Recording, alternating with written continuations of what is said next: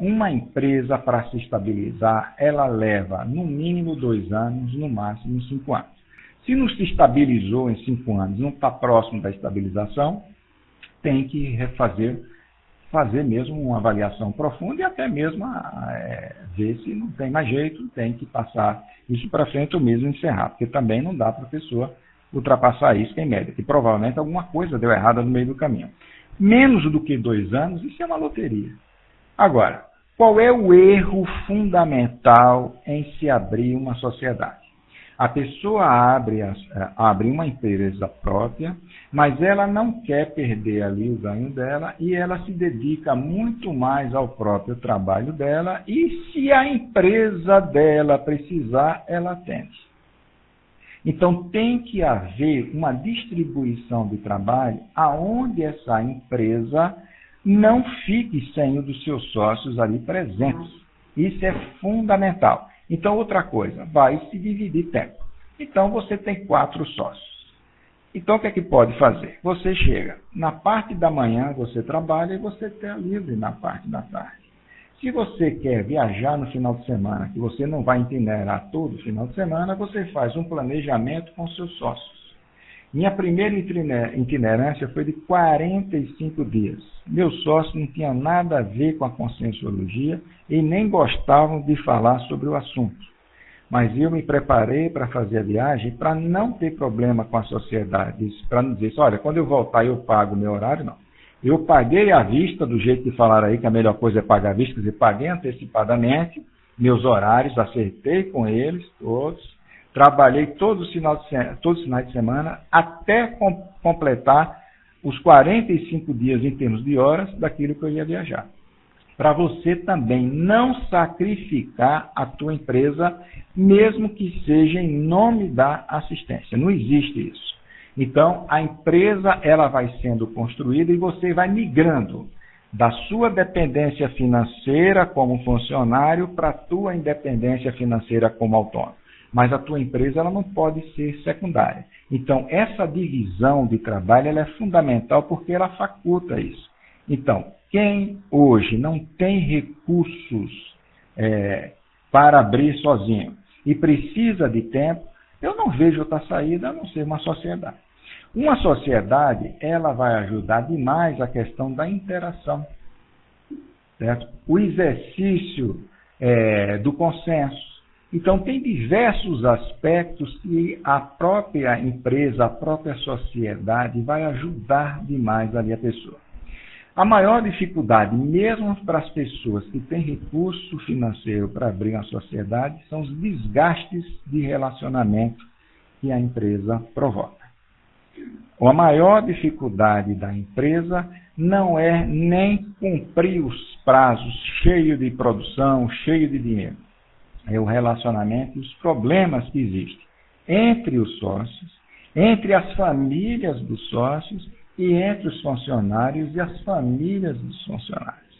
Então, muita gente não quer ter essa encheção.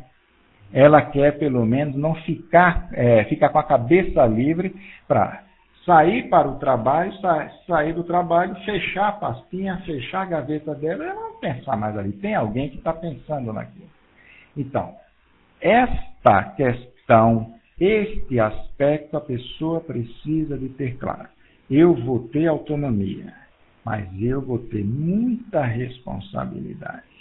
Essa responsabilidade é fundamental para um dia você ter essa autonomia. Então, planejar, juntar um grupo, certo? Para poder fazer, para montar essa empresa.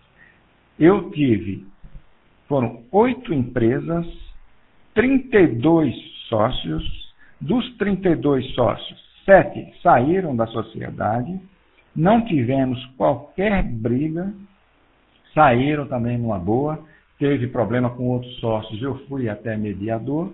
Então, eu sou uma pessoa viciada em sociedade. Recentemente eu abri duas sociedades. Então, a melhor coisa é isso, é você trocar essas experiências. Aí você pode muito bem dizer, olha, eu tenho uma experiência mais nessa área, eu preciso de alguém que conheça um pouco mais da parte financeira, um outro que conheça mais dos contatos, certo? Agora, Toda empresa ela precisa de uma pessoa que faça vendas. Vendas é o segredo da empresa.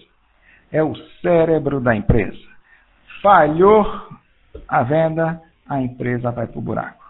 Então não adianta você produzir com a melhor qualidade, no menor tempo de espaço possível, a melhor máquina do mundo, se aquilo dali você vai guardar. Então, a parte de vendas ela é fundamental. Nós tivemos algumas perguntas enquanto isso, Fernando. Eu acho até que elas convergem um pouco para aquilo que você está tratando. Por exemplo, aqui, o Rodrigo ele destacou o aspecto das cooperativas. Então, até um pouco antes de você começar a falar das sociedades, ele estava destacando isso, que a gente ainda pensa um pouco na autonomia individualizada. E que hoje o sistema cooperativo poderia ser uma alternativa de trabalho, né? Inclusive, ele destacou aqui o Banco Palmas como exemplo, a nova lei que permite uma cooperativa com no mínimo 7 pessoas. E dentro também dessa lógica, o Rodrigo e a Beatriz Uruguai tinham pedido para você até falar um pouquinho do saber partilhar. Pelo que você está falando, muitas vezes numa sociedade de 2 ou 3 pessoas já é algo um pouco complicado. Quer dizer, uma cooperativa com mais pessoas pode também ser algo complicado, se a pessoa não souber lidar com isso. Então, com esses comentários que foram feitos, até eu vou te passar a palavra para você comentar, então significa que esse trabalho sempre em sociedade, ele vai exigir também um nível de disposição pessoal, de preparação, que eu penso que inclusive técnica, você tem que ter um plano de negócios, enfim, alguma assessoria, porque senão daqui a pouco as pessoas começam aí a deixar emprego, montar uma sociedade achando que é algo relativamente simples, né? E do outro lado a questão humana ou consciencial, né? Que é a compatibilidade, a capacidade de partilhar, enfim, de conviver. Como é que você vê essas questões aí? Vamos ver aí por partes, né? Primeira questão aí sobre a parte das cooperativas, né? Claro que as cooperativas, elas são fundamentais. Agora, a cooperativa, eu acho que ela é muito mais indicada dentro do aspecto social mesmo. Claro que você pode montar aí uma cooperativa aí com 8, 10 pessoas, não tem problema algum. Só que a cooperativa, eu acho que ela cabe mais dentro de uma área social. Então, hoje, se eu fosse fazer, vamos supor, um trabalho no Nordeste, que eu sou de lá, a gente observa muita produção de frutas lá no Nordeste. Então, por que não se ter a própria fabricação do suco diretamente lá, colocar uma indústria? E o próprio governo estadual, a própria prefeitura, ela trabalhar com um cooperativismo e comprar a própria produção dessas pessoas, e ele é que tem o poder de venda, o poder de negociação. Porque hoje o maior problema que você tem é quando você consegue produzir, você ganhar o mercado, porque o mercado ele pressiona para que você faça o preço que eles desejam. Então, a pressão hoje capitalista ela é muito grande. Eu tenho uma empresa onde eu calculei qual é o meu preço dentro de uma margem de lucro que é razoável para a gente, mas você se defronta com determinadas situações dentro de um cliente que ele tem um poder muito grande em cima de você, que ele é que impõe a questão do preço. Então, vamos supor, dentro de uma cooperativa hoje, vamos pegar na parte de laranja, o suco de laranja ele é exportado. Agora, para você chegar e vender a laranja, certo? Então, aí os compradores de laranja vão querer determinar qual é o preço que eles querem pagar. Recentemente, o governo teve que fazer uma interferência violenta nisso, porque os compradores queriam pagar um determinado preço, o pessoal estava sem vender, tomaram o maior prejuízo, então deixaram apodrecer a própria produção, porque o prejuízo seria menor. Então, dentro do cooperativismo, você precisa de ver esse aspecto. E ele se adequa mais dentro de uma questão mais social. Eu tive experiência de cooperativismo dentro da área médica, mas as empresas de cooperativas médicas, elas simplesmente serviam para tirar a responsabilidade do empregador. Então, nós éramos obrigados a fazer parte de uma cooperativa porque o hospital exigia para não chegar e pagar as leis trabalhistas. Então, os encargos trabalhistas. Simplesmente, eu deixava 3% do meu ganho, né, para a própria cooperativa. Agora, quando ia ter qualquer problema mesmo jurídico em cima disso, você ganhava, porque aquilo dali já configura uma prática de mercado.